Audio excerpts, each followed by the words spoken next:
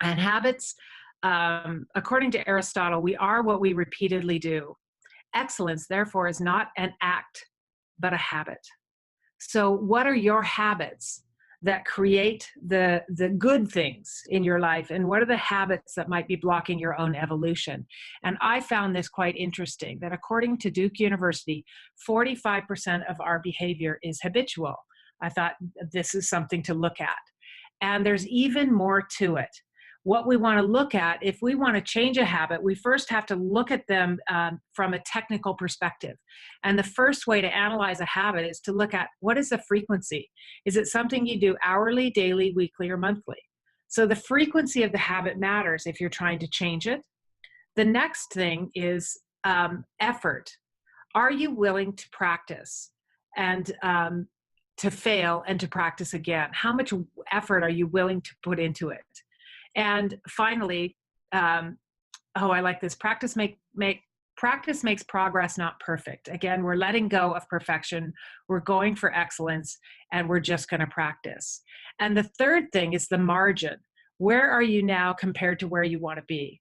I think those are important aspects to look in our habits. As well, I have been looking at a piece of work called The Coaching Habit, Say Less, Ask More, and Change the Way You Lead Forever, by Michael Stanier. And he identifies 5 components that are essential to change a habit. The first one is the reason.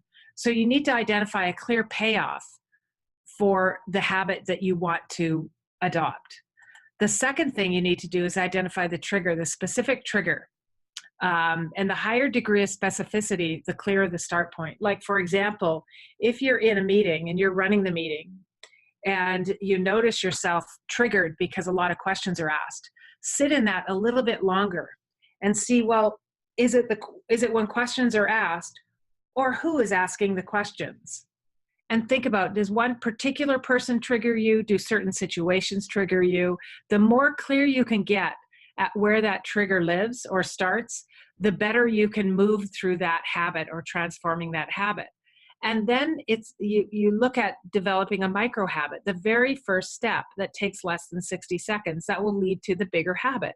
Like, what is one thing that you can do that will get you closer to adopting a new habit, a more positive habit? An effective practice, small chunks for bigger action, repetition, do it fast or slow, but keep repeating it. Notice when it goes well. For example, an athlete who's working on, for example, if someone's working on a golf swing, they would break it up into micro activities and try and start at the very micro level. They wouldn't necessarily do the entire golf swing. They'd first look at where are their feet situated, where are their eyes looking, and breaking it into smaller pieces, practicing those, repetition, and keep repeating it, and notice when it goes well. And it's about mindfulness and seeing, well, that worked well for me. How could I repeat that? And then finally, you need to have a plan. You need to prepare for the stumble and don't let it get away on you. It's like just recognizing, if you're trying to adopt a new habit, it doesn't happen overnight. And recognize that just because you slip a little bit, it doesn't mean you have to continue to fall all the way down the hill. You can stop yourself. So essential for change is really how to build a new habit is to have a reason to do it. And it's interesting in this piece of work, Michael talks about, if the reason is outside of you, sometimes it's easier to do it for someone else rather than yourself. I thought that was interesting. I'm going to have to dig deeper into that. And what is the actual trigger? Again, the more specific you can get to the trigger, the better. And is there a micro habit? Is there a little thing you can start with?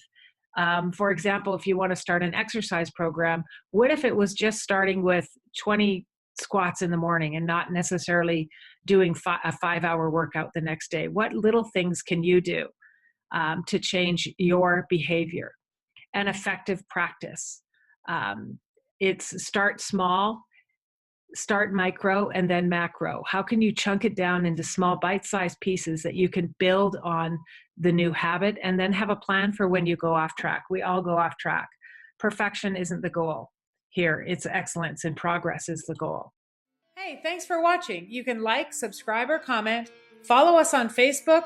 Join us for our next training, or check out our website, massivelyhuman.com. All the links are down below.